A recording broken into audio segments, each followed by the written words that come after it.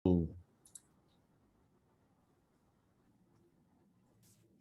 teman-teman semua, semoga kabar baik dimanapun kalian berada ya. Selamat datang di webinar Startup Unlocking Creative Industry Through Digitalization episode 3 in Entertainment Industry. Mungkin teman-teman di sini udah lumayan familiar nih dengan industri kreatif dan digitalisasi. Seperti yang teman-teman ketahui, saat ini Indonesia sudah berada di era digitalisasi di mana bisa dibilang segala aspek kehidupan kita berkembang menjadi serba digital. Terlebih lagi dengan adanya pandemi saat ini. Nah, kita sebagai generasi muda ditantang nih teman-teman untuk menjadi individu yang kreatif dan inovatif. Berdasarkan data, di Indonesia saat ini terdapat lebih dari 8 juta usaha kreatif yang terdiri dari berbagai bidang, seperti misalnya musik, fotografi, fashion, seni rupa, apps dan games, termasuk visual art dan kuliner seperti yang sudah dibahas pada Instagram Live Road to Webinar kemarin.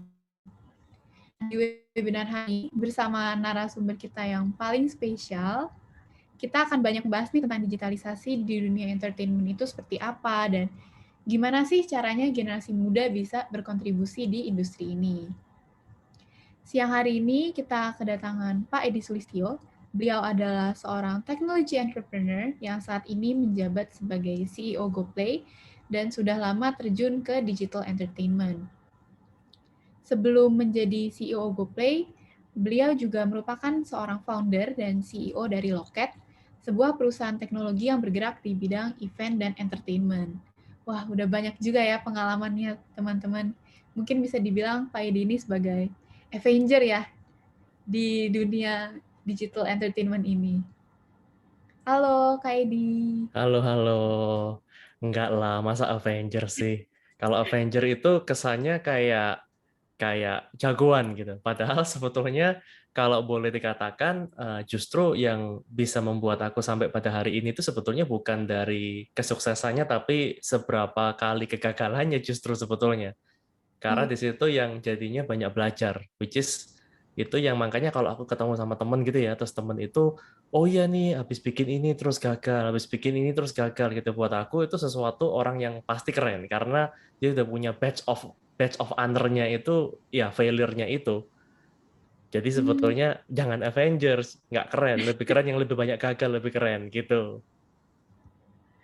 apa dong, Kak, kira-kira yang Enggak, banyak gagal? enggak maksudnya kalau Avenger kan kesannya jagoan gitu tuh. Jadi kita jangan Oh, jangan carinya yang jagoan gitu, carinya orang yang banyak gagal, dari situ pasti belajarnya lebih banyak gitu.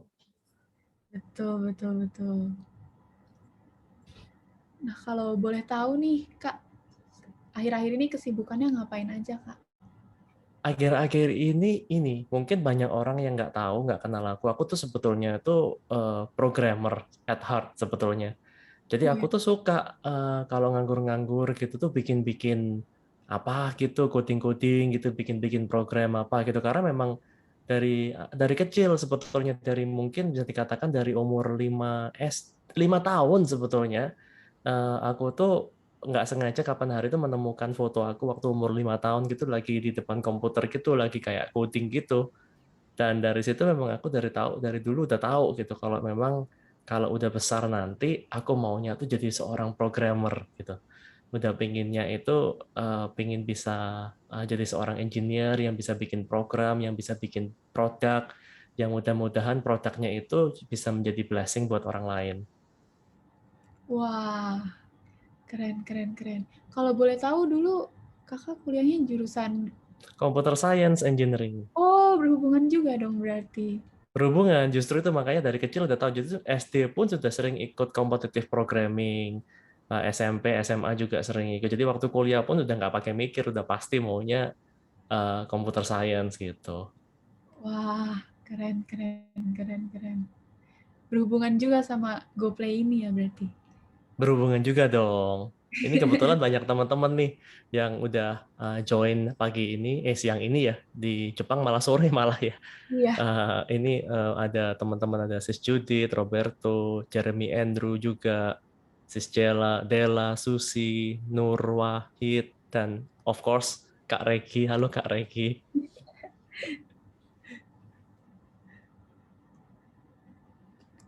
Oke, mungkin untuk mengawali diskusi kita hari ini, walaupun aku yakin nih semua teman-teman di sini udah familiar dengan GoPlay, tapi alangkah lebih baik kalau kita kenalan dulu lebih dekat dengan GoPlay itu sendiri. Karena kalau kata orang kan Kak, tak kenal maka tak sayang, ya kan? Asik. Asik.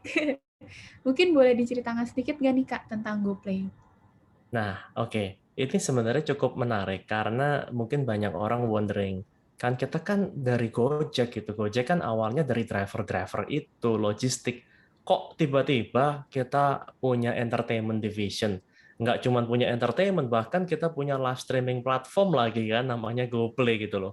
Kenapa kok kayak gitu? Sebenarnya ceritanya cukup simple. Karena kalau kita lihat dari DNA-nya Gojek itu dari dulu itu kita selalu memikirkan bagaimana kita membuat teknologi itu untuk membuat impact. Bagaimana kita bisa membuat dengan menggunakan teknologi ini kita bisa membuat kehidupan orang di Indonesia menjadi lebih better sebetulnya atau at least di sekitar kita menjadi lebih better. Dan itu selalu menjadi mantra dari dulu gitu. Makanya dari awal mungkin Gojek membuat GoRide ya kan, terus GoCar, terus mulailah masuk ke logistik GoSend dan tentunya GoFood gitu kan kalau buat orang yang suka makan gitu kayak aku. Terus dan juga produk-produk yang lain yang dibuat itu selalu menggunakan mantra yang sama dan recently kalau pada baca news kan kita juga bergabung dengan Tokopedia menyatukan kekuatan dengan Tokopedia ya. Sama juga ternyata Tokopedia pun juga mempunyai mimpi yang sama gitu. Bagaimana caranya dengan menggunakan teknologi bisa digunakan untuk penyerataan ekonomi gitu kan. Bagaimana kita bisa mengangkat UMKM. Nah, salah satu hal sebetulnya verticals yang bisa dikatakan sangat menarik yang bisa menyangkut hidup banyak orang tetapi tidak pernah diperhatikan adalah dari sisi entertainment sebetulnya. Kenapa kok entertainment? Karena entertainment itu adalah salah satu cara yang paling efektif untuk nge-brainwash orang. Contohnya kalau kita anak kecil habis nonton Spider-Man, pasti keluar dari bioskop lompat-lompat ya kayak Spider-Man gitu kan. Itu Heeh. terjadi sebetulnya nggak cuma ke anak kecil loh, maksudnya kita sendiri orang dewasa pun pasti mengalami hal yang sama. Kalau kita semua habis nonton Squid Games di Netflix, tiba-tiba semuanya jadi kayak apa ikut-ikutan gitu kan, semua memes yang ada semuanya gitu kan, semuanya ikut-ikutan gitu. Nah itu yang sebenarnya terjadi. Justru kita malah concern bagaimana kita bisa menggunakan melalui konten itu kita bisa shape the future generation of Indonesia. Karena at the end of the day, kita itu nggak cuman apa yang kita makan, kan pernah dengar ya, you are what you eat gitu ya. Tapi sebetulnya kita juga sama, you are what you consume. Artinya apa konten yang kita tonton itu juga bisa nge-impact ke diri kita sebetulnya. Apakah kita menjadi orang yang lebih taat peraturan atau kita menjadi orang yang bandel itu semua bisa dipengaruhi dari movie. Misalnya kita nontonnya movie di mana kalau menjadi seorang bad boy itu ternyata jadi digemari sama banyak cewek misalnya gitu. Lama-kelamaan di sekitar kita ya kita pengen jadi bad boy juga gitu karena keren gitu. Atau Ah, misalnya kita melihat film yang menormalisasi hal-hal yang tidak harusnya dinormalisasi gitu kan. Misalnya bagaimana dengan orang tua kita gitu, di mana menurut culture Asia kan Indonesia kan kita sangat menghormati orang tua. Tapi kalau kita sering nonton film yang di mana orang tua aja dipanggilnya hey dude gitu kan, atau itu kan sesuatu yang lama kelamaan kita menganggap oh, this is so cool gitu. I think we should copy that ya kan. Apalagi kalau teman-teman kita juga melakukan hal yang sama. Nah atas dasar itu kita berpikir gimana sih caranya ya kita bisa membuat entertainment industry di Indonesia dengan menggunakan teknologi kita itu bisa mengencourage orang untuk membuat positif konten. Nah, challenge-nya banyak sekali gitu. Kenapa challenge-nya banyak? Karena selamat siang Li, sama siang Nur juga. Karena challenge-nya itu kita ngomong di entertainment itu banyak platform-platform yang udah ada hari ini, yang sudah ada di luaran sana selain GoPlay, itu tendensinya adalah mengincentivize content creator untuk membuat sesuatu yang sensasional gitu. Kok bisa? Simple. Karena monetization-nya itu mengandalkan dari jumlah view. Monetization-nya mengandalkan dari jumlah follower. Berarti tendensinya sebagai content creator, kita pasti kepingin untuk membuat konten yang paling banyak ditonton. Semakin viral, semakin sensasional, semakin baik. Which is ini sangat sedih, karena banyak orang yang akhirnya melakukan stupid challenge ya, bisa dikatakan stupid gitu karena membahayakan, challenge-challenge yang membahayakan diri sendiri. Ada yang lompat ditendang, ada yang jatuh diketawain, ada yang pakai nutup kepala dengan plastik gitu kan, ada yang joget-joget keluar mobil gitu kan, macam-macam gitu challenge-challenge yang seperti itu yang sebetulnya mungkin banyak orang melihat itu sesuatu yang cool, tapi sebetulnya itu sangat memprihatinkan karena sangat membahayakan. Dan orang mau melakukan seperti itu kenapa? Karena akan mendapatkan fame, akan mendapatkan follower, akan mendapatkan sesuatu yang ya at the end of the day ujung-ujungnya mudah-mudahan bisa mendapatkan uang dari situ gitu loh. Nah, Iya. kalau kita bisa membantu men-solve problem itu dengan merubah dari sisi platformnya, kalau kita bisa somehow somewhat merubah dan membuat ini menjadi insentif sistem yang lebih sehat, artinya nggak usah cari sensasional konten, bikin aja sesuatu yang positif. Terus make money-nya dari mana? Cara yang sustainable dari mana? Dari direct gifting, gitu. Makanya kita dari GoPlay itu berpikir keras gimana caranya konten kreator ini nggak usah mendapatkan viewer yang ratusan ribu untuk mendapatkan 1 juta rupiah. Ini real ya, real number gitu. Misalnya kita ngomong di platform seperti YouTube. Itu kalau mau mendapatkan 1 juta rupiah, itu harus mendapatkan 150 ribu view kalau penontonnya Indonesia, kurang lebih. Sedangkan Mm-mm. kalau kita lihat, kita memikirkan bagaimana caranya kita dengan menggunakan platform seperti GoPlay ini, kita bisa membantu konten kreator cukup mengumpulkan 10 orang aja yang nonton dan masing-masing memberikan 100 ribu, sudah dapat 1 juta juga sebetulnya. Jadi Oh, idenya sangat simpel sekali dengan menggunakan direct gifting. Jadi para konten kreator ini terinsentifas untuk membuat konten yang positif, konten yang berkualitas, sehingga akan menarik atau meng-attract high quality viewer, sehingga akan menarik high quality revenue. Dan itu dibuktikan berkali-kali dan kita sangat bangga sekali melihat banyaknya impact yang berhasil kita lakukan melalui platform GoPlay ini. Jadi konten-konten kreatornya nggak usah tuh bikin, kalau nggak salah 2 bulan yang lalu ya, ada anak laki gitu berusaha bikin konten dengan men-stop, trying to stop the truck gitu yang lagi jalan. Akhirnya setelah dia bikin konten 7 kali, dia dia fail dan akhirnya ketabrak truknya dan meninggal gitu. Itu sampai muncul di mana-mana gitu, di berita dalam 2 bulan yang lalu kalau nggak salah itu. Itu kan sangat memprihatinkan. Tapi kalau ternyata kita bisa membuktikan kalau you know what, kamu fokus deh kalau kamu punya talenta menyanyi, bisa nyanyi, bikin aja acara nyanyi. Kamu kepingin bisa ngajarin ngaji misalnya, bikin aja acara ngaji. Bisa ngajarin apa misalnya masak, bikin aja acara masak gitu. Bahkan ini kayak ada Nur Wahid ini salah satu pengikut kuis tuh, dia bilang di GoPlay banyak kuis juga kesukaan penonton. Absolutely gitu kan. Jadi memang ini sesuatu yang kita mengencourage para konten kreator ini untuk menjadi dirinya sendiri dengan membuat positif konten yang mudah-mudahan kalau dia selalu bisa memikir untuk membuat impact pasti akan sustainable gitu. I see. Keren banget, Kak. Berarti ini direct giftingnya nih yang kayak ini ya, yang Play Together, Ganbate, GoPlayMas. Betul, dari tadi banyak tuh yang ngasih kita gifting. Terima Iya, kasih wah, semua teman-teman. makasih teman-teman. Karena sebetulnya ya, it doesn't matter jumlahnya berapa, angka nominalnya berapa. Karena dengan gifting ini kita sudah langsung berkontribusi secara langsung terhadap konten-konten kreator yang ada di Indonesia. Dan itu sangat powerful sekali. Hmm, bener sih, Mas. Nah, tadi kan Kak Edi juga sempat bilang, you are what you consume. Mungkin boleh diceritain nggak nih, Kak, apa aja positif konten yang udah ada di GoPlay saat ini gitu? Selain yang tadi sudah Nah, disebut. oke. Yang menarik sebetulnya hampir semua konten di GoPlay, bisa dikatakan semua mungkin konten di GoPlay hari ini berfaedah.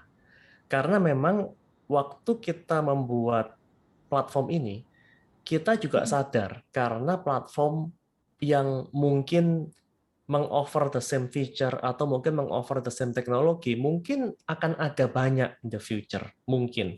Tapi kita membuat ini bukan untuk berkompet dengan platform lain. Tujuan kami adalah bagaimana kita bisa berkomplementari dengan sebuah platform yang lain sehingga kita bisa membuat sebuah ekosistem yang bisa mengangkat konten kreator tersebut, ya kan?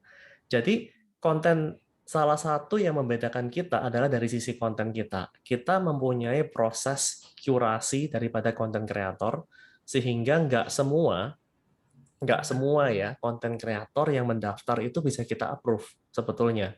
Justru kita menjaga jangan sampai konten-konten yang ada di kita ini berbau seksual, nudity, bahkan mungkin konten-konten berbau kekerasan atau SARA. Kita berusaha menjaga sebetulnya, yaitu cara menjaganya adalah dengan menjaga konten kreatornya. Supaya konten kreatornya ini nggak dari awal sudah ada filter utama. Yang kedua, sebetulnya kita juga melihat dari sisi konten-konten yang memang mendidik gitu. Jadi memang memang tadi itu seperti yang aku kasih contoh, misalnya ada guru Zumba atau guru nyanyi atau mungkin apapun itu, karena di saat-saat pandemi ini kita melihat banyaknya teman-teman yang tiba-tiba menjadi konten kreator dadakan, ya kan? Waktu mereka menjadi konten kreator dadakan, mereka mencoba segala macam platform dan ternyata ya nggak kemana-mana dan nggak terkenal dan nggak make money. Mereka under the shadow, baca-baca berita, ngelihat wah ini si Ata atau si siapa gitu ya, make money dari YouTube banyak gitu kan. Tapi kan in reality itu hanya segelintir orang, mungkin less than 10 orang yang benar-benar bisa make it gitu di Indonesia ya terutama gitu ya. Most of the people yang ada di sana itu mereka nggak bisa make money gitu loh.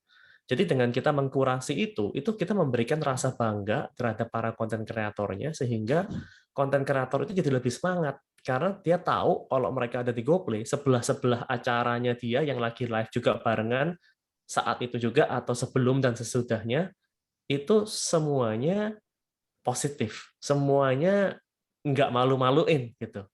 Termasuk of course acara ini dong gitu. Acara ini kan juga sangat positif sekali gitu karena ini sharing session, ini kita bisa belajar dari satu sama lain gitu dan tentunya lebih mengenal tentang industri entertainment yang ada di Indonesia. Betul, seru banget. Nah, kalau boleh tahu, GoPlay ini mulai berdiri tahun berapa ya, Kak? GoPlay ini berdiri di tahun 2019. Oh, 26 September 2019. 26 September. Berarti Ya, baru ulang tahun dong? baru ulang tahun yang kedua. Sebetulnya kalau kita lihat dari ada virtual gift namanya Play Together. Aha. Play Together itu sebetulnya kalau ini aku coba kirim ya. Play Together ini sebetulnya sesuatu yang memang tema campaign kita yang dua itu artinya 2 tahun, tapi ya kita twist sebagai Play Together gitu. Wah, happy birthday, GoPlay. Terima kasih, terima kasih. Ini juga terima kasih juga nih ada teman-teman nih ada yang hak bintang-bintang ngasih agree sama Jeremy Andrew kasih lagi loving it. Makasih, makasih. Kak Judith Makasih. juga gitu, Kak Leo, thank you. Omedeto, Omedeto, apa sih? Ini arigato gitu ya? Bukan ya? Apa sih? Ya, gitu. Sok tahu Kayak lagi. congratulations gitu, Kak. Omedeto. Apa artinya tadi? Congratulations. Oh, congratulations. Oke, oke. Taunya arigato. Belajar Sama, bahasa oh, baru. ada satu lagi term Jepang yang aku tahu. Watashi shipai shinai no de. Oh, karena saya khawatir ya. Aku nggak pernah gagal. Itu Oh, dari Dr. X. oh ya ketahuan deh Jepang saya. Itu nonton Dr. X. Jadi Dr. X itu salah satu episode juga yang ada sebetulnya di GoPlay kalau pengen cari film and serial. Itu ada salah satu film Jepang yang cukup bagus banget namanya Dr. X. Cukup nyentrik itu episode Jepang sih tentang dokter surgeon yang nggak pernah gagal gitu. Tapi sebetulnya memang kesannya arogan karena dia selalu bilang watashi shipai shinanote, aku tuh nggak pernah gagal. Kesannya arogan, tapi sebetulnya in reality dia bilang begitu tuh karena dia mau meyakinkan dirinya supaya dia itu nggak boleh gagal. Kenapa? Karena buat pasien, buat dokter ya, gagal itu ya udah ada pasien lain lagi. Tapi kalau buat pasien, they only have one chance. Kalau dia mati ya mati gitu sebetulnya. Makanya dia nggak bisa gitu. Dia harus mati-matian, nggak boleh gagal sama sekali. Because for the patient it's important gitu. Jadi cukup menarik. Jadi mungkin kalau lagi iseng ada waktu boleh ditonton tuh. Oke, boleh ditonton nih teman-teman. Judulnya Dokter X ya, Dokter Dokter X ada kok di GoPlay, cek aja. Wah, menarik, menarik banget. Berarti di GoPlay ini sendiri, creator atau inisiatornya Bapak dan tim ya? Iya ya, kita memang satu tim ya. Ada tim kita memang one of the best, dan kita mempunyai hati yang sama semuanya. Bagaimana kita bisa membuat platform yang bisa shaping the future generation of Indonesia. Dan terima Wah, kasih sama Kak Nolia juga, tetap semangat juga. mungkin boleh tahu nggak nih Kak? Kan awalnya dari loket ya, Mm-mm. dari kok tiba-tiba jadi GoPlay? Adakah pengalaman-pengalaman atau pemikiran yang melatar belakangi ini gitu? Pasti dong. Jadi memang kalau Loket itu kan sebetulnya sudah di dalam dunia entertainment. Tapi mungkin Mm-mm. entertainment-nya bukan dari sisi konten, tapi dari sisi event sebetulnya kan. Nah, sebetulnya ada irisannya, yaitu dari live streaming-nya.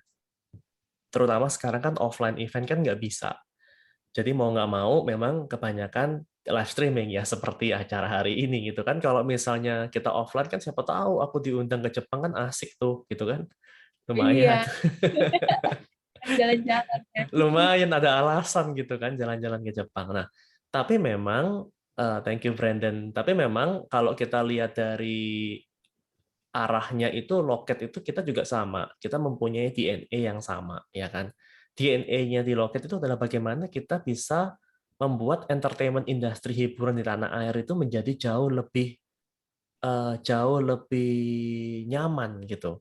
Kenapa kok kita bilang begitu? Karena waktu awalnya ini buat teman-teman mungkin pada nggak tahu, mungkin pada terlalu muda di sini ya. Tapi sebetulnya industri hiburan tanah air itu terutama kalau kita lihat dalam beberapa 10 tahun belakangan, itu sebetulnya itu banyak korupsi yang terjadi di sana. Mulai dari kita ngomong theme park atau amusement park gitu ya, atau apapun lah, kita ngomong kebun binatang lah atau apa gitu ya. Itu banyak yang instead of pembelian tiketnya di tiket box, banyak orang itu yang membeli tiketnya itu nggak pakai duit, bukan nggak pakai duit, nggak pakai jalur resmi, tapi langsung salaman ke yang jaga di pintu gitu. Nah, jadi kan secara secara apa namanya, secara yang masuk mereka berasa win-win kan, mau lebih murah, terus yang terima di duitnya di pintu juga happy, nggak apa-apa lah aku bukain pintunya. Tapi kan tim parknya jadi rugi, yang akhirnya mempengaruhi dari maintenance-nya. Makanya kadang kita banyak sebagai penonton atau pengunjung, kita komplain, ini Indonesia kalau punya amusement park kok jorok ya, nggak di-maintain ya, gitu ya. Kok kebun Iya, binatang nggak di-maintain ya, itu karena terjadi banyak korupsi seperti itu awalnya. Atau kita ngomong dari pertandingan sepak bola. Bagaimana pertandingan itu juga tingkat korupsinya juga sangat tinggi sekali. Dari tiket yang terjual sama fakta di lapangan yang datang, pasti sekitar lebih dari 50% itu nggak teraccounted tiketnya dari mana gitu sebetulnya kan. Nah, itu yang sebetulnya membuat salah satu pertanyaan yang menggelitik sebetulnya waktu itu. Kenapa kita punya 270 juta penduduk di Indonesia, tapi kita tidak bisa menemukan 11 orang yang bisa main bola dengan benar? At least maksudnya sampai benar-benar bisa sampai Piala Dunia kayak menang kayak gitu kan. Ngalahin negara tetangga kayak gitu kan. Itu sesimpel itu aja deh gitu. Padahal waktu itu kalau kita lihat Belanda atau negara-negara Jepang bahkan gitu ya, yang notabene atau Korea Selatan yang notabene penduduknya jauh lebih sedikit daripada Indonesia, tapi mereka bisa mempunyai tim yang solid gitu. Nah, sama kuncinya bagaimana kita bisa memberantas korupsi itu, at least kalau nggak bisa memberantas dikurangin lah gitu kan, gotta start somewhere gitu kan. Bagaimana kita bisa mengurangi korupsi itu supaya di industri hiburan tanah air itu menjadi jauh lebih sustainable, menjadi jauh lebih nyaman, yang mudah-mudahan itu juga jadinya akan membantu secara kreatif industri dan kreatif ekonomi akan berkembang. Kalau ini berkembang, kenapa pentingnya? Karena Indonesia ini sudah masuk ke dalam era industri 4.0, ya kan? Kalau di Indonesia 4.0 itu kita sudah tidak bergantung lagi terhadap agriculture, udah bukan tidak bergantung lagi terhadap animal pemburuan animal apa sih hunting gitu kan, sudah bukan di industrial lagi, tapi kita sudah menjadi fight-nya itu di kreatif ekonomi, di kreatif industri, fight-nya antara negara-negara maju di dunia. Nah, kalau kita mau menaruh Indonesia menjadi salah satu daripada negara yang bisa influensial itu, kreatif ekonominya yang harus dimajukan. Kalau kreatif ekonominya maju, maka Indonesia will be on the map. Gitu. Itu sebabnya kenapa waktu itu kita fokus di loket untuk dibersihin dari industri entertainment-nya. Gitu. Oh, I see. Wah, berarti purpose-nya GoPlay benar-benar beyond dari sekedar entertainment ya, Kak? Iya, Wah, keren-keren. Jadi, sebenarnya kalau secara spesifik nih, Kak, customer segmennya GoPlay ini siapa aja, Kak? Siapa aja yang ditargetin? customer segmennya GoPlay ya, customer segmennya kita kan. Iya. Sebetulnya customer segmen itu kita hari ini kebanyakan memang yang nonton adalah Gen Z dan Gen Alpha dan milenial Hmm. sebetulnya. Dan ini juga salah satu yang cukup menarik karena kita mengamati perbedaan. Ini kan teman-teman di sini kebanyakan mungkin Gen Alpha ya, pasti ya. Dan mungkin malah, sorry, iya Gen Alpha ya. Atau Gen Z lah ya. Gen Z nggak mungkin Gen Alpha ya. Kekecilan kalau Gen Alpha. Gen Z kayaknya sih, Kak. Iya, Gen Z ya. Nah, kalau Gen Z itu, kalian itu terlahir di era yang semuanya bisa dikatakan serba instan. Hmm. Kalian nggak pernah merasakan kalau lagi pacaran nih ya, nulis surat, terus dimasukin ke dalam mail, terus habis itu dikirim gitu.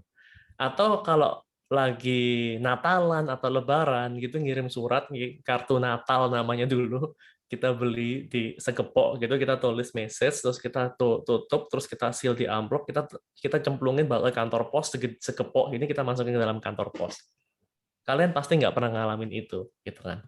Karena kalian sudah mengalami apa yang dikatakan sebagai instant generation, di mana sudah ada internet yang memadain, semua tinggal pakai email, bahkan sekarang lebih gampang lagi ada yang namanya instant messenger, bahkan lebih gampang lagi tentunya sekarang juga ada platform seperti GoPlay, ya kan, yang membantu kita bisa berinteraksi, yang menjadikan semua ini instan, borderless, nggak pakai nunggu, nggak pakai lama, gitu kan.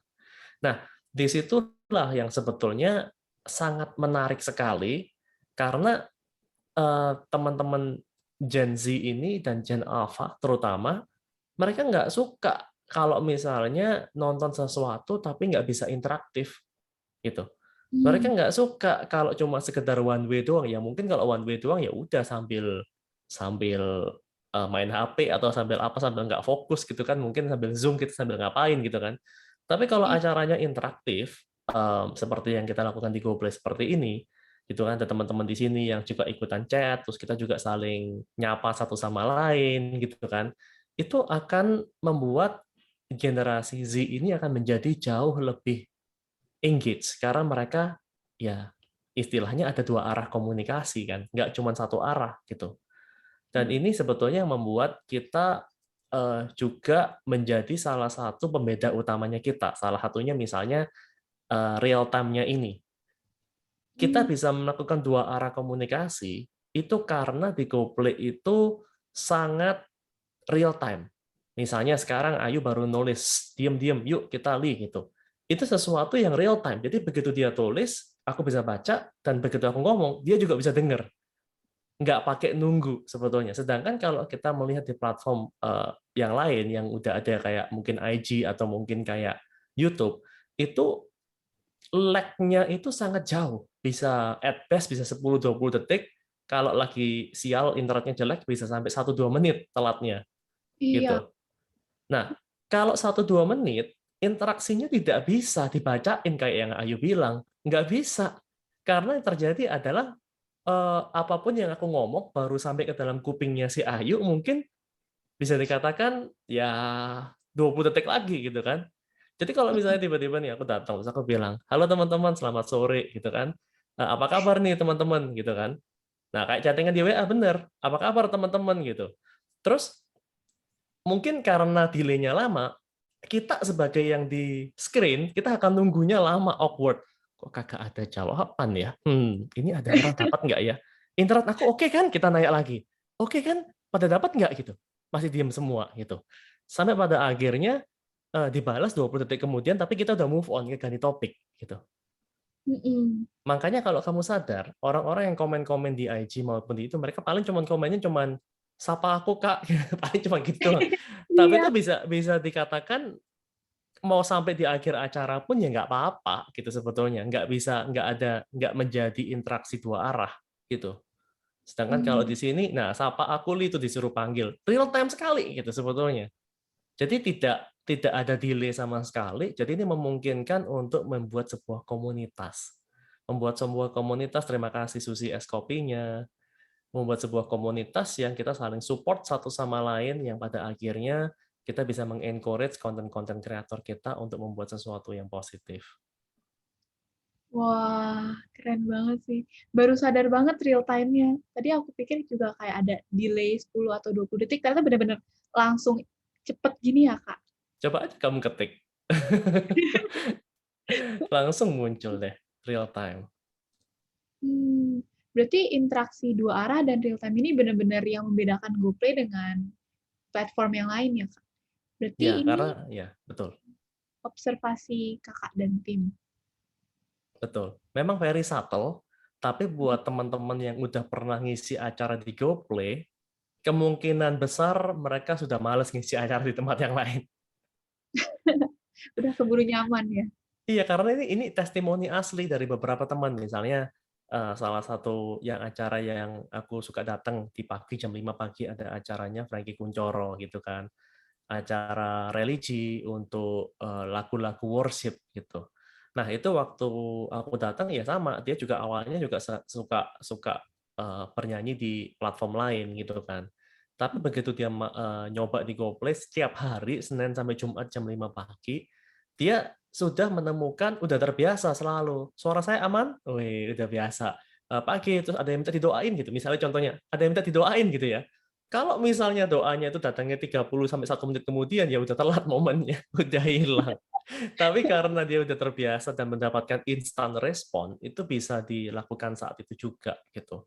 Dan saat itu, habis itu kalau mereka diundang untuk mengisi acara di IG Live maupun di tempat yang lain, dan mereka nyoba melakukan hal yang sama, awkward-nya luar biasa karena mereka, "Ini udah ada yang mau komen lagi nggak ya? Kok nggak ada?" Gitu. Jadi akhirnya nggak bisa dua arah itu tidak terjadi, gitu. Mm-mm. Kayak yang Kak Sekar Mustika Ayu bilang nih, Kak, di GoPlay. Bukan chat di WA, tapi chatnya di GoPlay. Nah, udah jadi nobar kan jadinya kan? Biasanya jadi nobar dan kita sama-sama bareng-bareng ada di satu ruangan yang sama, seolah-olah gitu. Hmm. Another thing yang mungkin tadi sempat di-mention oleh Nur ya, adalah kuis kan. Kalau bentuknya kuis itu membutuhkan setiap penonton itu di detik yang sama. Karena kalau enggak, kita bilang yang sama juga, oke ya, kita punya 10 detik, masing-masing harus menjawab kuisnya, misalnya. Nah, kalau misalnya detiknya nggak sama, ada yang delay 10 menit, 1 menit, 3 menit, ya gimana caranya bisa jawab kuis, gitu kan. Terima Iya, kasih, Kak Yulia. jadi nggak adil ya, Kak, Nggak, kuisnya. bukan nggak adil lagi, orang nggak bisa ikut main. Hmm, hmm. Nah, berarti kan selama ini GoPlay berusaha untuk reach market yang tadi Kakak bilang ada Gen Z, Gen Alpha, Millennials. Nah, berarti boleh dijelasin sedikit nggak, Kak, strategi marketingnya GoPlay seperti apa? Dan apa yang dilakukan untuk attract generasi-generasi ini? Very simple sih. Kita tidak selalu berpikir bagaimana kita setiap hari bisa membantu konten kreator kita untuk menjadi sustainable. Jadi apapun yang kita lakukan, apapun yang kita pikirkan, apapun yang kita kembangkan secara feature dan development, itu pasti berujungnya adalah bagaimana bisa membuat konten kreator kita menjadi lebih sustainable. Jadi kita nggak usah pakai strategi marketing aneh-aneh deh gitu. Yang penting kalau content creator kita sustainable, pasti akan meng-attract other content creator yang positif, pasti akan meng-attract high quality user, dan pastinya impact itu akan terjadi dengan sendirinya. Keren-keren. Kalau boleh tahu berapa banyak Kak, total content creator yang sudah ada di GoPlay saat ini? Wah, kita udah ribuan ya kalau kita lihat sehari-hari ini sudah cukup banyak sih pilihan content choices-nya, mulai dari musik, mulai dari religi, bahkan sampai ke acara makan dan orang main game, semuanya ada. Banyak sekali. Hmm. Mm-mm. Aku kadang hari Selasa suka ikut papa juga, Pungta. Oh, wow, oke. Suka ikutan nonton. Keren-keren. Kalau boleh tahu, yang paling diminati nih, Kak, dari konten kreator ini, apa, Kak? Apanya nih?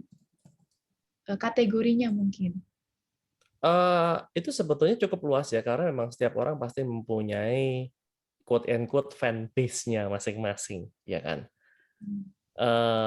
Jadi kalau misalnya kita lihat konten-konten yang musik gitu, ada musisi kafe misalnya. Musisi kafe ini salah satu yang sangat terimbas dengan pandemik ya.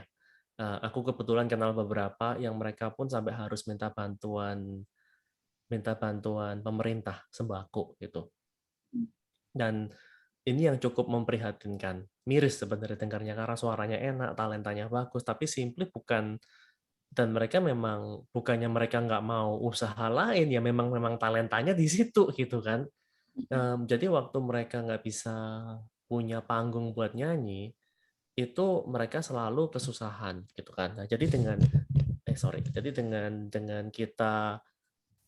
kita membantu mereka dengan virtual gifting tadi itu, goal mereka cukup simpel kok. Kalau mereka bisa mendapatkan 100.000 aja sehari ngamen di GoPlay setengah jam atau 1 jam, terus mereka ngisi acara setiap hari selama 30 hari, itu mereka udah mendapat 3 juta sebetulnya. Ya kan? Kalau udah mendapatkan 3 juta, itu sudah banyak, lebih besar daripada UMR dari beberapa kota-kota yang ada di Jakarta. Untuk Ayu dan Li dan teman-teman yang mau menjadi konten kreator termasuk Widai, itu nanti ada teman di sini, kalau nggak salah ada Kak Roberto di sini ya, yang di chat ya, mungkin Kak Roberto juga bisa bantu. Kak Roberto ada di sini kan? Coba check in gitu. Nah, yoi Li gitu. Jadi kira-kira begitu. Jadi memang itu yang kita harapkan. Dengan demikian ekosistem itu akan terbentuk, dan meskipun yang nonton cuma 10 orang pun nggak masalah juga, dan 10 orang itu mungkin, oh ini contoh, anak aku suka main Roblox. Nah, anak aku tuh suka Oh, main Roblox, dia tuh umur 9 tahun, ya kan? Waktu dia main Roblox itu, dia itu sebetulnya casual gamers ya, maksudnya bukan bukan yang pro gamers yang kayak gimana-gimana gitu, mainnya juga mainan yang ya mainan anak-anak lah ya gitu, yang ada kuda-kuda lompat-lompat dan lain sebagainya gitu. Itu kan sebetulnya buat majority of the population mungkin nggak menarik, mau ngeliat apa sih ini anak kecil main gitu kan. mm-mm. Tapi dibuat keluarga besar aku itu sangat menarik. Yang nonton omanya, opanya, uh, uncle-uncle-nya, anti-antinya gitu kan, cousin-cousinnya gitu kan. Nah, jadi semua dari cousin-cousin yang ada itu semua pada nonton, terus habis itu mereka pada pada ngasih virtual gift juga gitu. Terus habis itu ada teman-teman ini juga pada bisa monitor juga percakapan. Kadang-kadang kan kalau kita sebagai orang tua kan worry juga ya, karena kan Iya. mereka bakalan chatting sama stranger kan, itu ada Mm-mm. chatting sama stranger dan segala macam. Tapi saya sebagai orang tua udah nggak perlu worry lagi. Kenapa? Karena oma opanya yang monitor sekarang, udah nggak usah kita, gitu kan. Jadi sebetulnya it's a perfect use case, karena tiba-tiba meskipun yang nonton cuma 10 orang, tapi itu semua saudara-saudara semua dan pada kasih duit semua gitu kan. Lumayan gitu pada kasih support. Mm-mm. Benar-benar. Berarti dari konten kreator ini GoPlay benar bisa jadi solusi juga untuk kehidupan banyak orang ya, Kak. Iya dong, pastinya. Hmm. Dan juga tentunya dengan cara yang positif bisa mendatangkan rezeki yang sangat diperlukan oleh populasi saat ini, apalagi di tengah pandemi seperti ini. Iya, pastinya. Kalau seperti apa nih, Kak, sampai hari ini? Wah, itu juga keren banget. Itu juga sesuatu yang kita juga sangat bersyukur sekali ya, karena memang sejak sejak kita meluncurkan live sampai sekarang, sekitar 5 bulan yang lalu kita meluncurkan live sampai sekarang, itu benar-benar growth kita ini udah lebih dari 10 kali lipat gitu. Itu sangat luar biasa sekali gitu. Jadi sangat um, impact yang dibuat itu I couldn't be more proud of lah gitu. Dari orang yang tiba-tiba menjadi, wah itu langsung muncul hebat, daftar jadi konten kreator di GoPlay. Kayak tiba-tiba jadi banyak nih yang menarik nih, bagus nih. Ayo dong teman-teman, kita sama-sama mempositifkan konten-konten yang ada di tanah air supaya kita bisa bantu-bantu bareng-bareng shape the future generation bareng-bareng gitu. Ada yang nanya nih, Kak, Mahira Angelina Lee, kalau dari gift nggak tercapai 100%, apa tetap dibayar dari GoPlay? Noh, sebetulnya gini, memang sifatnya di sini adalah teman-teman bukan kerja buat GoPlay gitu. Kalau memang teman-teman konten kreator di sini memang ada yang memang sangat berbakat dari sisi level, we call it sebetulnya mungkin organik ya, pertama kali join, mereka bernyanyi dan berbakat, itu kita pasti akan notice. Dan kalau kita notice, kita tujuannya itu adalah membuat konten kreator itu akan menjadi successful. Jadi kita akan berusaha buat mengangkat mereka untuk menjadi konten kreator yang kita katakan ini nggak official ya, maksudnya cuma ini internal aja yang kita ngomong mungkin sudah level 2 gitu kira-kira gitu ya. Kalau level 2 itu kita akan membantu asis gitu. Mungkin kita asis dengan kita memberikan boleh pakai studio kita secara gratis supaya lebih keren lagi. Terus mungkin kita bisa bantu mereka untuk kita kasih bantu-bantu dari sisi kreatifnya, mungkin kita bisa bantu dari sisi-sisi timnya, gitu kan. Bahkan nggak menutup kemungkinan ada beberapa konten kreator yang kita undang untuk menjadi pengisi acara di original kontennya kita. Jadi memang original GoPlay Production.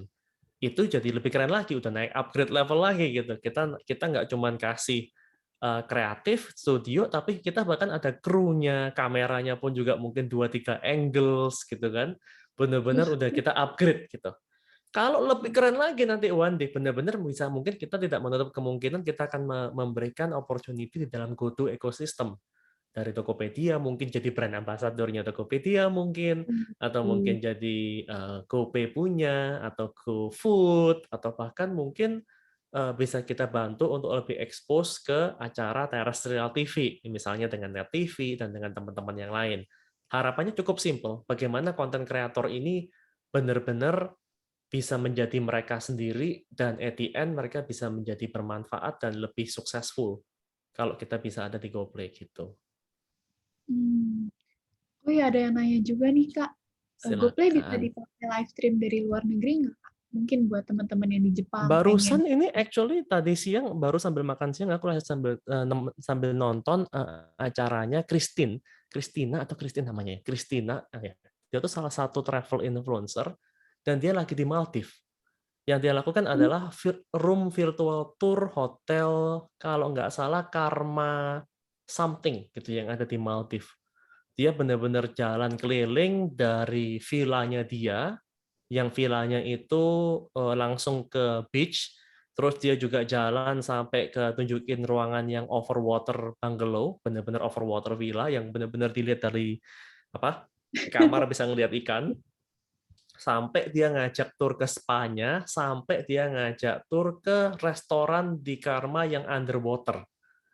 Tadi jam 12, bagus banget gitu. Nggak masalah, jadi ini bahkan Rabu depan jam 12 siang dia juga akan live lagi di Saint Regis Maldives yang pastinya nggak kalah kerennya.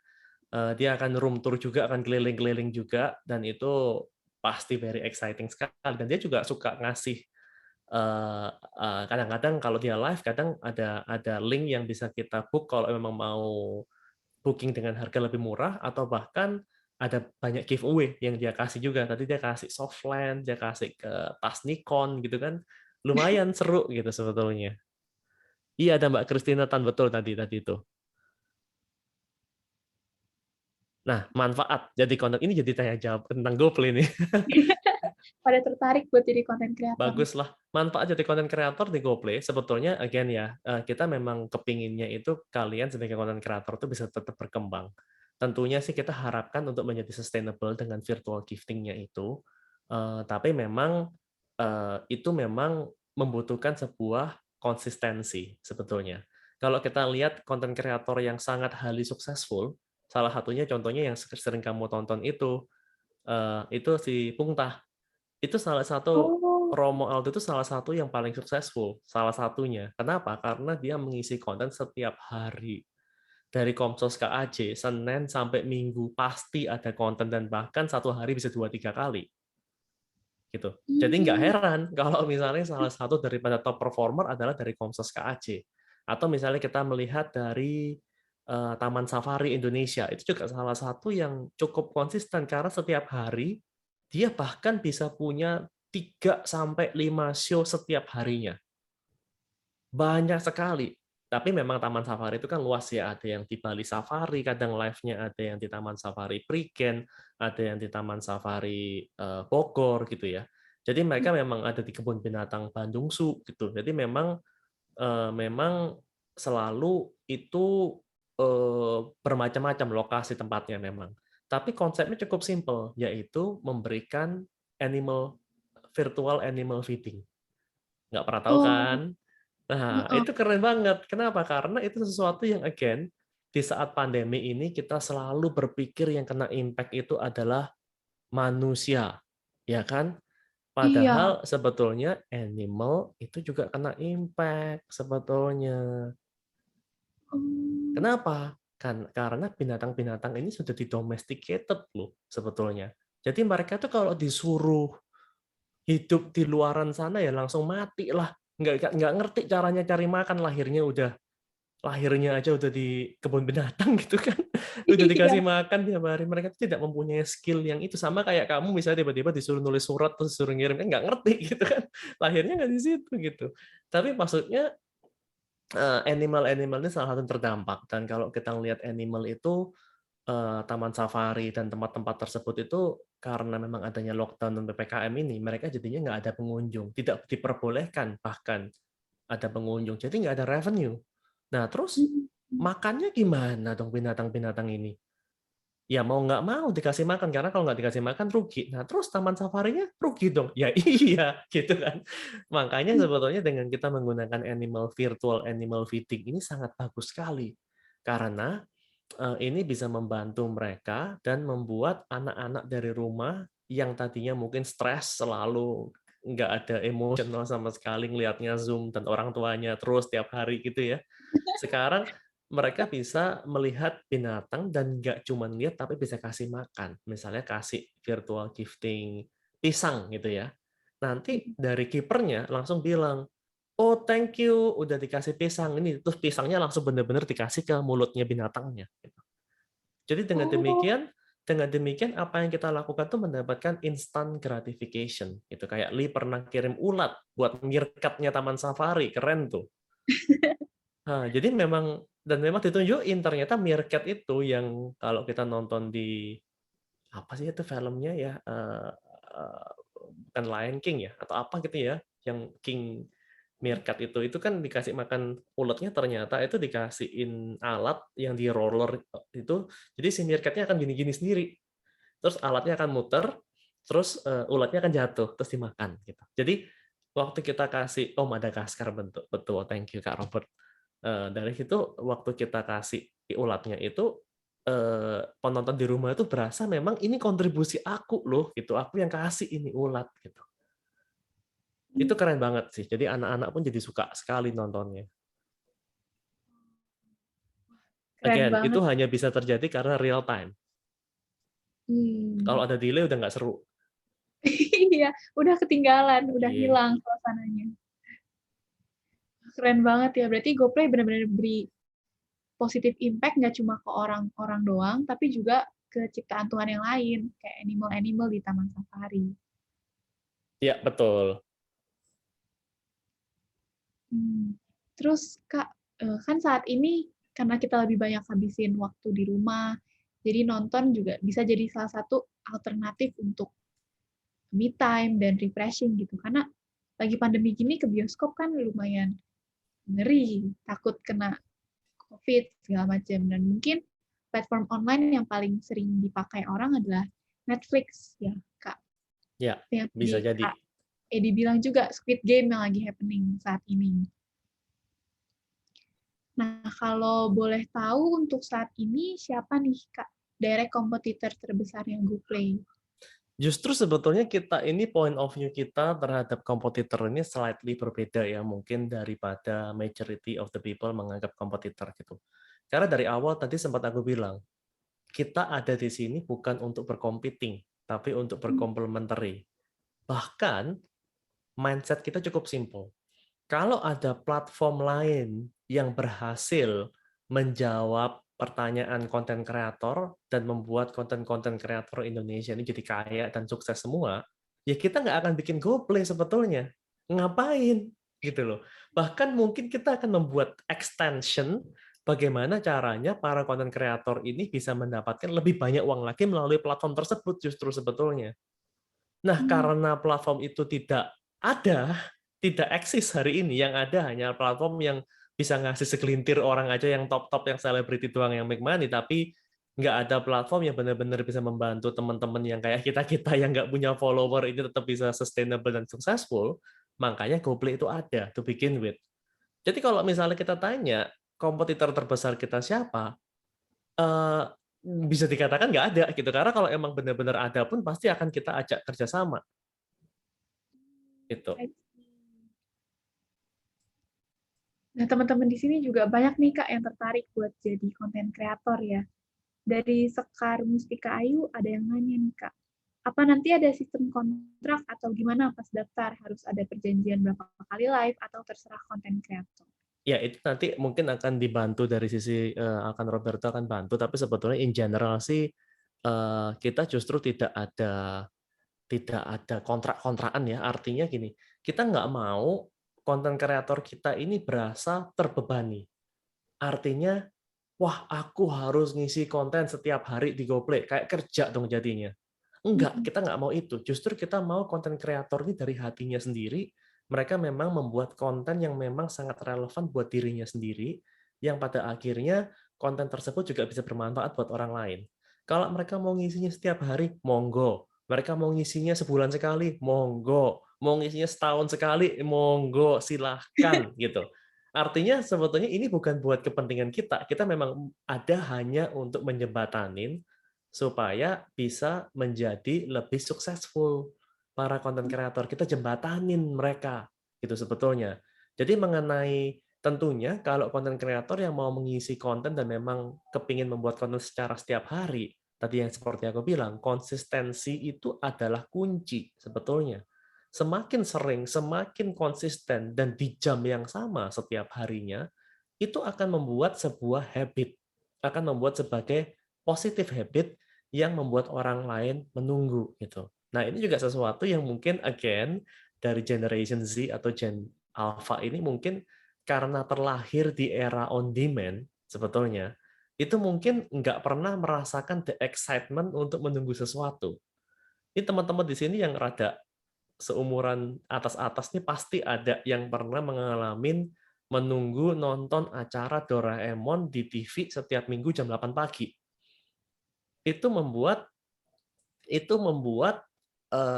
teman-teman yang nunggu itu kita tuh excited Sabtu malam, kita nggak mau tidur malam-malam, takut nggak bisa bangun hari Minggu paginya karena kita mau nonton Doraemon itu gitu.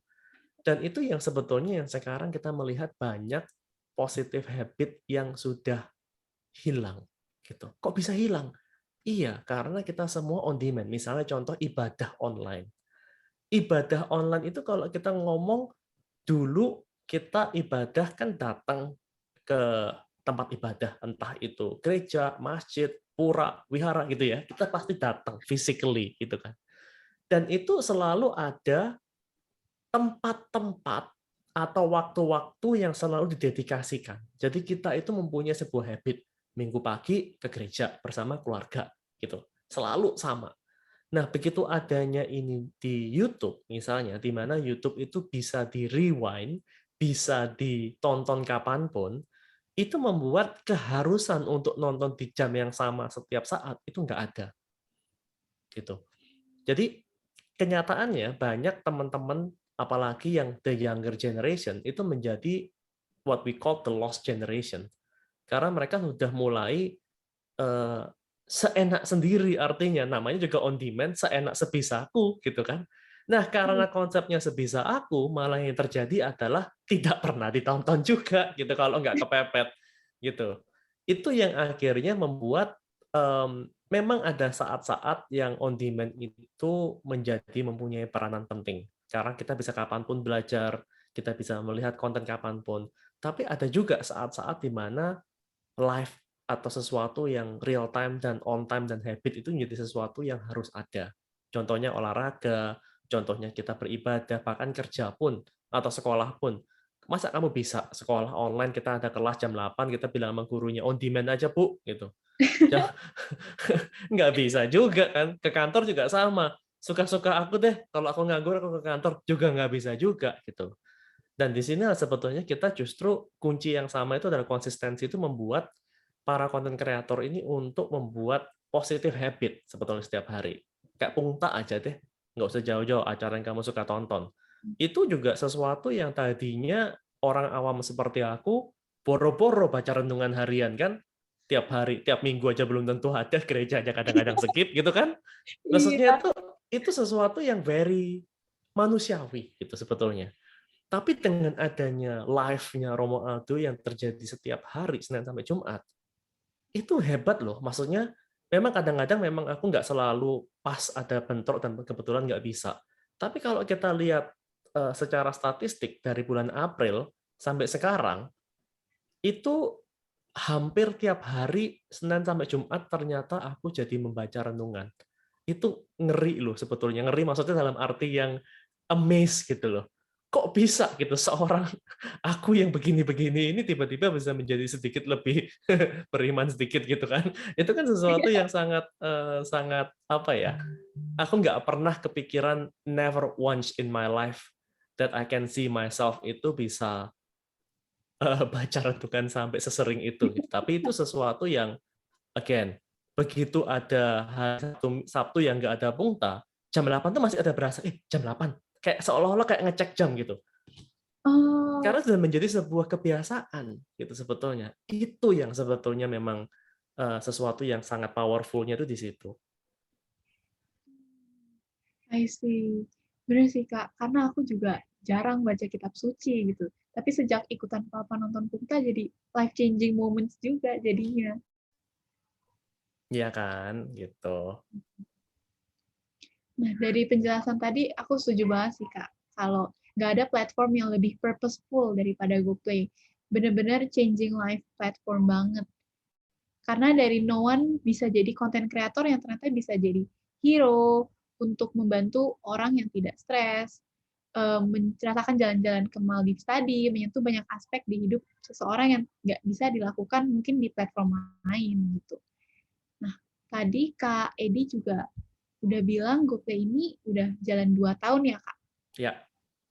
Berarti GoPlay pasti sudah melewati banyak hurdles dan challenges juga. Mungkin boleh diceritain nggak, Kak, challenge terbesar yang pernah dilalui GoPlay? Tantangannya apa dan di situasi yang kayak gimana? Kalau kita ngomong tantangan terbesar itu pastinya memang mindset ya. Mindset daripada konten kreator gitu. Mindset daripada konten kreator itu tenang, Li, kan berarti akan ada lagi Sun.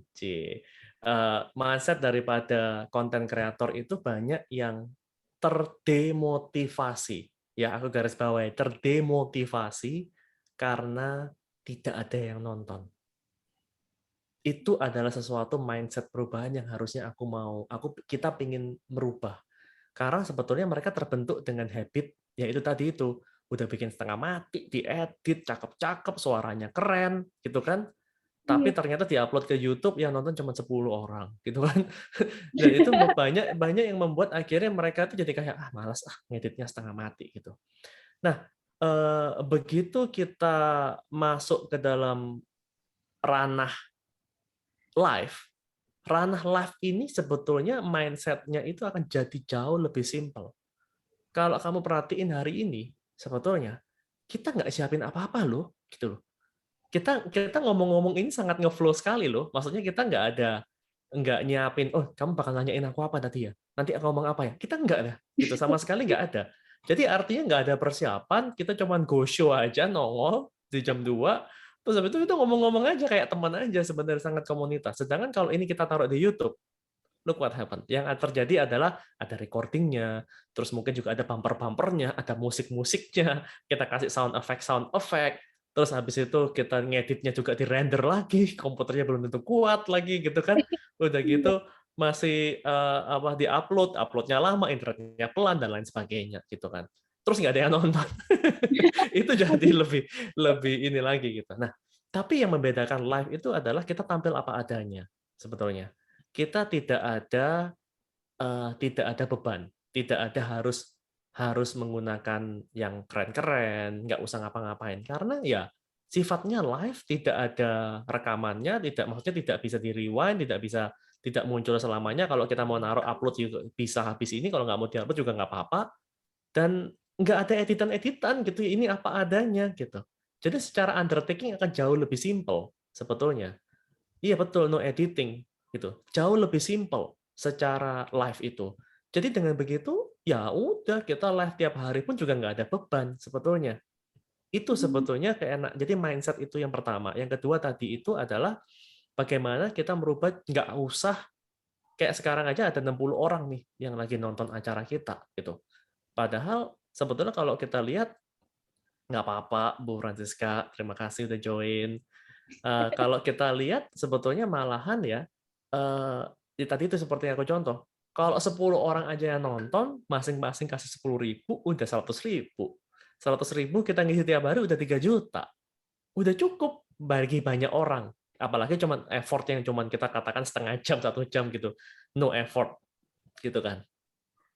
Jadi itu yang sebetulnya sangat sangat mindset challenge yang mungkin terjadi. Tapi begitu teman-teman nyobain sih mereka pasti akan berasa berbeda sih. Karena udah terbiasa aja, udah dididik sekian lama oleh platform lain gitu. I see.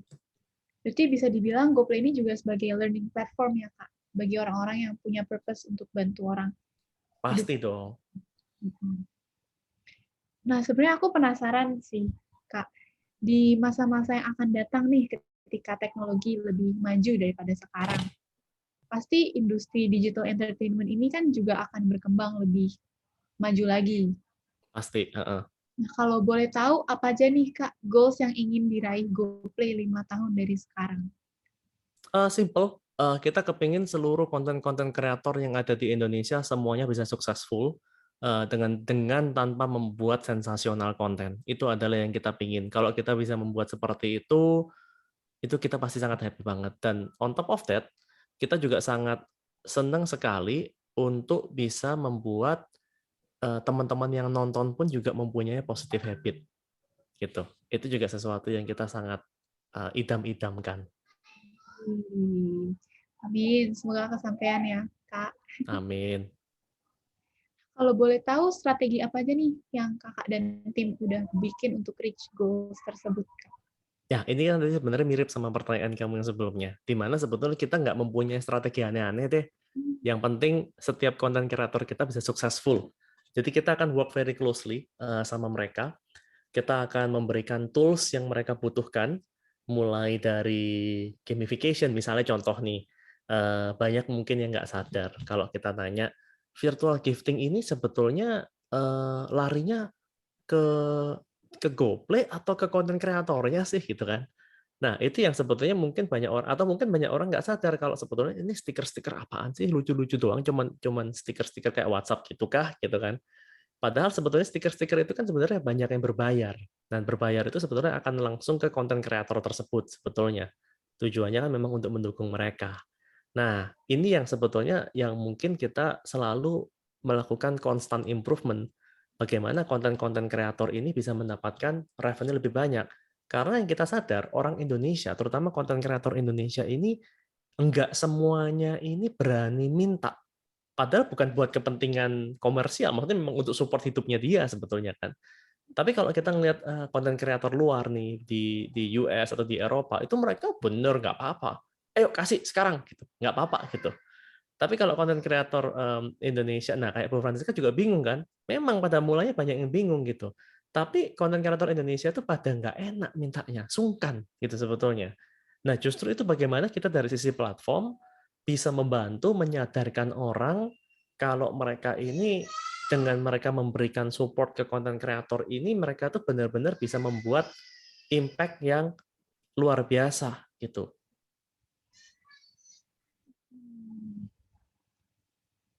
I see.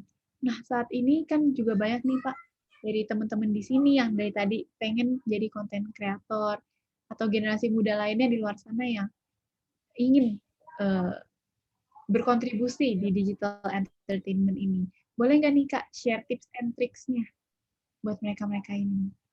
Boleh dong. Yang penting adalah yang pertama yang aku ingin bagikan adalah jangan sampai berasa untuk membuat sebuah konten yang sensasional. Itu yang pertama ya. Jadi itu sebetulnya sesuatu yang very important untuk digarisbawain. Karena karena menjadi konten kreator tuh kadang itu kita semua tuh kan mempunyai talenta ya yang luar biasa ya. Maksudnya kita semua diciptakan Tuhan tuh pasti nggak mungkin Tuhan itu iseng gitu. Udah I choose you lahir ke dunia untuk menjadi apa namanya loser gitu. Nggak mungkin gitu. Karena kita semua pasti diciptakan menjadi seorang yang pemenang gitu. Entah kita ini akan berdampak terhadap sekitar kita, at least ke keluarga kita, ke RT RW kita, dan mungkin ada beberapa yang bisa diberkati untuk memberikan dampak sedunia levelnya juga ada juga.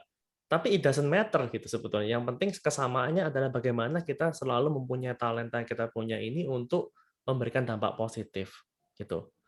Nah, bagaimana caranya justru dengan talenta mereka milikin itu mereka justru fokus untuk mengembangkan dan terus continue untuk membuat konten yang positif. Itu yang kita arahkan gitu. Jadi jangan sampai karena just because Squid Games lagi rame terus kita bikin konten Squid Games gitu kan.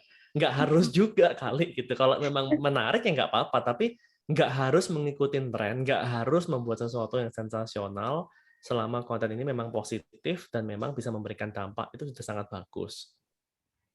Ini kebetulan si Bu Francisca ini adalah salah satu ibu idola aku nih.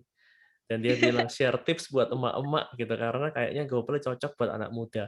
Enggak juga sebetulnya, karena sebetulnya penonton kita ini cukup luas. Memang banyak yang memang anak-anak muda yang nonton, tapi sebetulnya penonton kita ini tergantung kontennya. Kalau kontennya sama Bapak Uskup ya banyaknya yang nonton emak-emak juga sebetulnya gitu kan. Jadi ya nggak mesti sih sebenarnya, memang cukup cukup cukup diverse lah ya dari sisi penontonnya.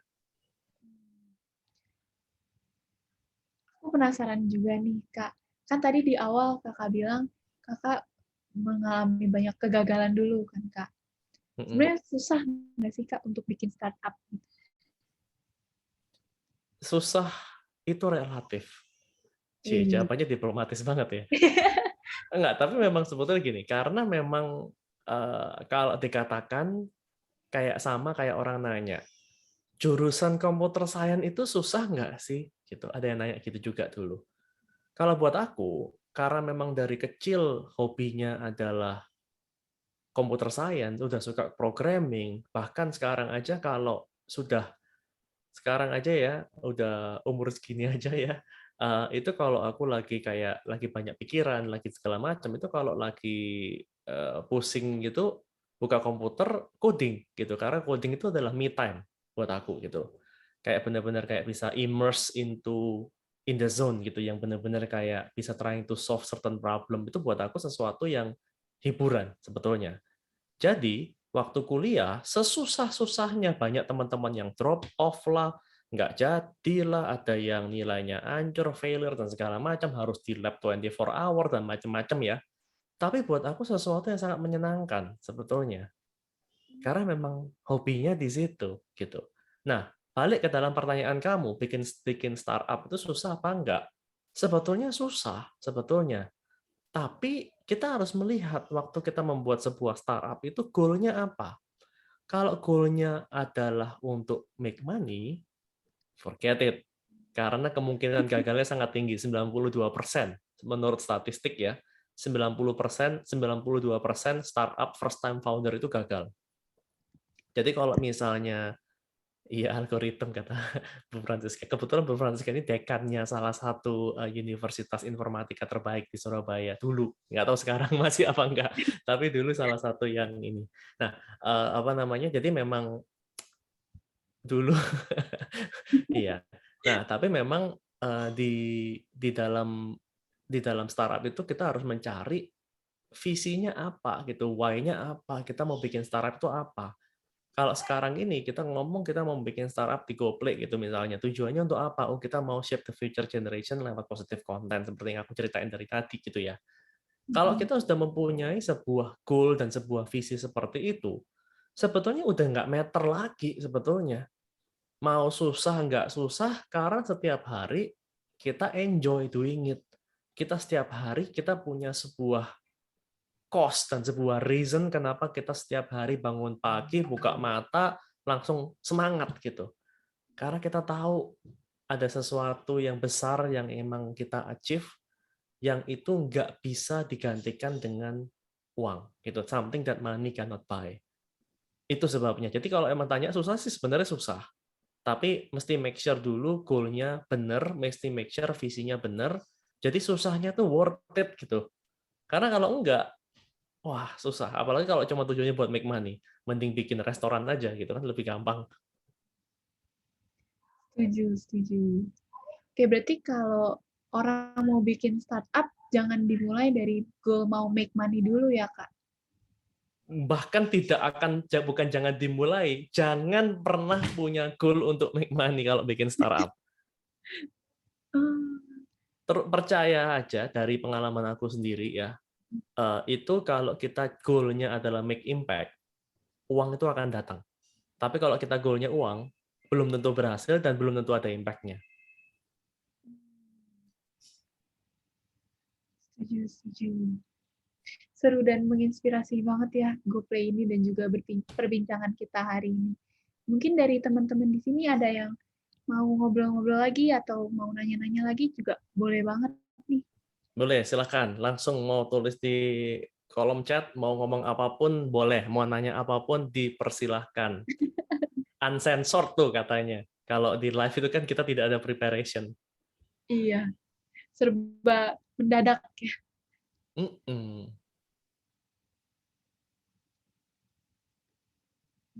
Tanyanya Ganbate lagi. Ganbate itu buat teman-teman yang nggak tahu, kita tuh punya regular quiz, namanya Ganbate. Kemarin sih season 1, 2, 3 tuh selalu ada di jam 8 malam. Nggak tahu nih season 4 ini kayak gimana bentuknya, tapi lagi digodok menjadi sesuatu yang kalau denger-denger nih, lebih keren daripada season sebelumnya, karena ada sesuatu yang baru. Apa itu? Tunggu aja. Oh, berarti Ganbate itu kuis ya, Kak? Aku kira tadi film. Enggak, Ganbate itu quiz. Jadi memang kita punya daily quiz, berhadiah GoPay, jutaan rupiah. Jadi buat teman-teman yang Wow. bisa menjawab tuh bisa mendapatkan GoPay. Ya memang buat hiburannya, namanya hiburan, seneng-senengan gitu kan ya. Biar kita bisa ini menang. Siapa tahu menang. Nah, ini pertanyaan yang bagus banget dari Brandon Chang. Kalau mau live stream gaming atau ngobrol sambil setel musik, ada aturan copyright nggak seperti YouTube? Pertanyaannya, aturan secara tertulis itu untuk undang-undang live streaming itu masih sangat abu-abu sebetulnya. In general, kalau kita mau make money daripada sebuah musik yang dimiliki oleh orang lain, in general, memang alangkah baiknya kalau kita memberikan kredit dan bahkan ada semacam lisensi yang kita berikan terhadap pencipta musik. in general kalau nanya semua lawyer pasti jawabannya itu. Tapi memang in practical itu tidak se-black and white itu sebetulnya. Karena memang bagaimana kalau misalnya apa namanya keadaannya itu ada orang yang sebetulnya bukan pas kebetulan aja ringtone-nya bunyi gitu, terus ringtone-nya bunyi terus muncul waktu kita lagi live gitu kan. Itu bagaimana? Jadi memang ada banyak hal-hal yang sebetulnya sangat sangat gray area sebetulnya kalau di situ. Tentunya memang secara ideal kalau memang kita mau menyanyikan sesuatu lagu yang memang bukan punya kita, idealnya adalah memang meminta persetujuan daripada yang punya lagu dulu. Itu pasti yang selalu yang ideal. Tapi memang kita lagi berusaha bekerja sama dengan para pencipta lagu maupun musik association, bagaimana caranya kita bisa memayungin dan membuat sebuah platform yang bisa win-win buat semuanya. Dan memang masih belum final, tapi memang tentunya kita pasti sangat mensupport ya. Kita sangat mensupport sekali dengan pencipta musiknya. Dan at the same time kita juga tahu bagaimana para teman-teman yang mempunyai bakat juga tetap bisa berkreasi atau bebas untuk membuat kreasi dengan mengcover lagu punya pencipta-pencipta ini. Dengan harapan kreativitinya orang-orang ini juga tidak terlimit gitu gara-gara hanya karena copyright gitu loh. Tapi dengan semua ini semoga ini juga bisa membantu untuk para konten kreator dan para penciptanya untuk bisa tetap mempunyai sebuah platform yang level playing field-nya itu ada gitu. See. Nah, YouTube kan kalau di YouTube kan platformnya kan memang direkam ya. Jadi setelah selesai acaranya pun tetap ada rekamannya. Itu yang juga jadi membuat jadi karena lisensi musik itu juga berbeda. Mau ditaruh di on demand yang bisa di-play berkali-kali, atau cuman sifatnya live kayak kita offline performance, kita nyanyi and that's it. Kayak orang nyanyi di wedding gitu misalnya. Tolong ngasih lagu apa namanya? Dian Mimi, Teresa Teng ya, orang Surabaya pasti tahu lagunya. Lagu kuno banget. Nah, itu kan selalu kan ya bagaimana gitu, masa kita harus orang request lagu, masa sebelum wedding dia harus apa namanya siapin lagunya dan harus ngomong ngasih kreditnya ke Teresa Teng yang udah meninggal juga, gimana caranya gitu kan. Tapi ya itu sesuatu yang memang sesuatu yang memang nggak gampang sih, dan memang mudah-mudahan juga malah ada beberapa solusi yang akan sedang dibicarakan di dunia ini dengan menggunakan namanya NFT. Kalau tahu non-fungible token, sebenarnya dengan menggunakan kripto. Bagaimana dengan NFT ini kita bisa memprotek para pencipta musik yang nantinya mungkin para penjualannya pun bisa kita dikasih, oh ini benar-benar original nih yang punya lagunya. Kita beli dari NFT marketplace, musik ini cuma dijual sama 10 orang kopinya, dan 10 orang kopi itu tidak bisa di copy lagi. Mau bisa pun nggak ada original stamp-nya. Yang original stamp cuma 10 orang ini misalnya. Itu juga bisa menjadi salah satu options in the future yang memang sedang digodok oleh seluruh pemain-pemain dan player-player di dunia ini. Thank you Kak Febrian tentang Loving It-nya. Dan yes, Teresa Teng langsung dia. Wah, thank you so much, Kak, untuk hari ini. I really learned a lot today sih, Kak. Dan I hope teman-teman di sini juga belajar banyak dari Kak Edi dan dari GoPlay ini juga. Tapi sayang banget nih teman-teman, just like everything must come to an end. Begitu juga dengan talk show kita hari ini. Kapan-kapan kita ngobrol lagi ya, Kak Edi. Pasti dong. Nanti lain kali diundangnya ke Jepang dong. Widih. Boleh, Kak. Boleh, boleh. Mungkin sebelum ditutup, boleh nggak nih Kak kasih quotes atau semangat untuk teman-teman di sini yang ingin take part atau yang ingin membangun startup di industri ini? Nah, oke. Wih, ada yang nyanyi Yue Liang Pai Yao Water Sin. Wih, mantap ya. Silly. Ayo dong, jangan cuma nyanyi di chat dong. Nongol dong. Di GoPlay dong. Nyanyi lagu-lagu Mandarin tuh. Lili. Ya, oke. Sebetulnya teman-teman, tadi mungkin sudah beberapa hal yang aku udah sampaikan ya. Sebetulnya membuat sebuah startup itu sesuatu yang gampang-gampang susah, tapi lebih banyak susahnya. Tapi yang paling penting adalah bukan susah enggaknya sebetulnya, tapi bagaimana kita bisa menggunakan startup atau platform yang kita buat itu bisa menjadi berkat buat orang lain. I think itu yang sangat-sangat penting sekali. Dan kita itu bisa membuat impact gitu. Jadi doesn't matter impact-nya tadi itu ya, mau selevel RT, keluarga, RW, sampai ke kecamatan atau ke kota atau se-Indonesia atau bahkan sedunia. Yang penting itu adalah membuat sebuah dampak positif, karena dampak positif ini bisa membuat ripple effect yang bisa membuat orang lain, teman-teman sekitar kita juga bisa menjadi lebih terinspirasi sehingga mereka juga bisa continue kayak lari estafet gitu untuk membuat positif dan dampak-dampak impact yang lainnya.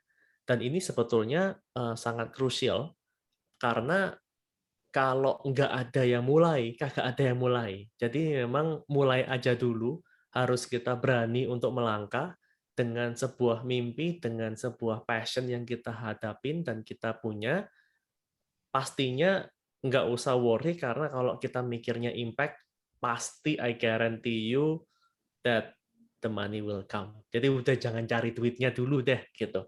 Kayak sekarang aja nih kita ngomong-ngomong ini kayak udah dapat berapa duit dari tadi. Lumayan nih kita bisa buat makan-makan nih. Kita bisa ke Sushi Jiro nanti ya. Kita ajak ke Sushi Jiro nih. Bisa makan di Wih. Tokyo. Lumayan. Terima kasih loh teman-teman. Ini banyak banget nih virtual gifting-nya dari tadi nonstop. Thank you so much, teman-teman. Berarti kalau kata Kak Edi, mulai aja dulu, berani bermimpi, dan make impact, ya, Kak. Mulai aja dulu pasti ada jalan.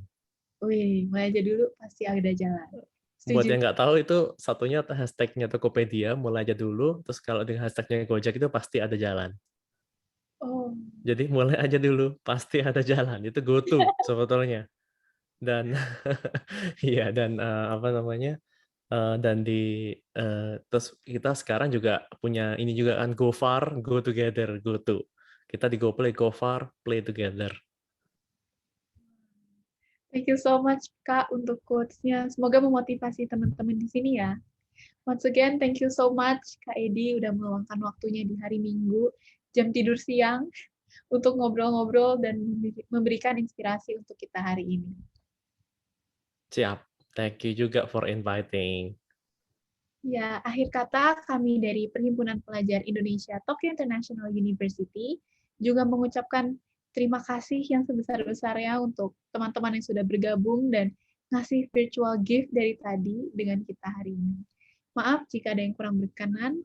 Terima kasih semuanya. Sampai jumpa di acara PPITI yang selanjutnya ya. Dadah. Oke.